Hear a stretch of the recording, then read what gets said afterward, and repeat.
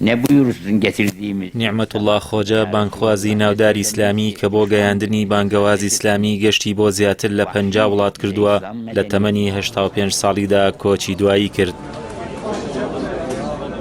ئەو بانخوازە ئیسلامیە بە ڕەچەڵک تورک دەیان هەڵوێستی جوامێرانە و مرۆڤ دۆستانەی لەبارەوە باز دەکرێت.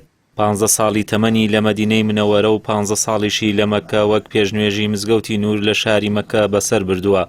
پاشان بووەتە بانگوێژ لە مزگەوتی سوڵتان ئەحمەد لە ئەستەمبوڵ و تابی زۆرێک لە زانایانی سەردەمی سوڵتان عەبدولحەمید بووە.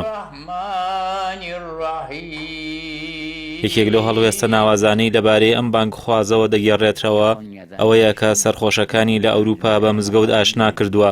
لە ساڵی 1970 بە ڕەزامەندی حکوومەتی چین 20,000 نوسخەی قورئانی بردووەتە ئەو وڵاتە. تەنانەت بۆ بانگەواز 3 جار چووەتە سیبریا و رووسیا. لەو کاتەی پلەی گەرما 40 پلە لەژێر سفرەوە بووە.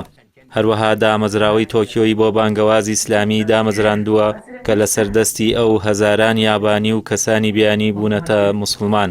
دکتۆر ساڵح مەهدی سامەڕایی سەرۆکی دامەزراوەی ئیسلامی لە یابان دەڵێت خۆجە نزیکەی 14 ساڵ لەگەڵمدا بووە لە یابان هەموو ئەم سەر و ئەو سەری ئەم وڵاتەی کردووە بۆ دامەزراندنی مزگەوت و قوتابخانەکان کە بووەتە هۆکارێک بۆ هیدایەتی هەزاران هاوڵاتی یابانی. شەو ڕۆژ سەرقاڵ بوو بە بڵاوکردنەوەی سەدان کوڕاسەی تایبەتی ئاشناکردنی ئیسلامی بێ ئەوەی لە بەرامبەر کارەکانیدا هیچ پارەیەک وەربگرێت. نیعمەتوڵڵا لەبارەی خۆیەوە وتوێتی کە سەربازێکە لە سەربازەکانی ئیسلام. ئەو بانگخوازە لە هەموو وەرزەکاندا جلێکی سپی دەپۆشی و زۆرێک لە زمانی وڵاتانی جیهانی دەزانی. شێوازی تایبەتی هەبوو بۆ بانگەواز.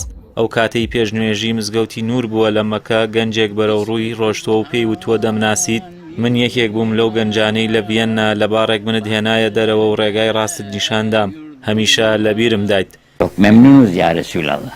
نیعمەتوڵڵا خەلیل ئیبراهیم ئەندامی یەکێتی جیهانی زانایانی موسڵمان بوو. ڕۆژی هەینی 30 تەمووز بەهۆی نەخۆشیەوە کۆچی دوایی کرد. پاش وەفاتیشی زۆرێک لە ڕاگەیاندنە جیهانیەکان باسییان لە گەورەی ئەم پیاوە کرد و ژمارەیەک لە بانگخوازانیش بانگەوازی خۆجە بە قوتابخانەیەکی نوێ و سربەخۆی بانگەوازی ئیسلامی ناو دەبەن کە وەکو چاکەیەکی نەبراوە لە دوای خۆی بەجێماوە.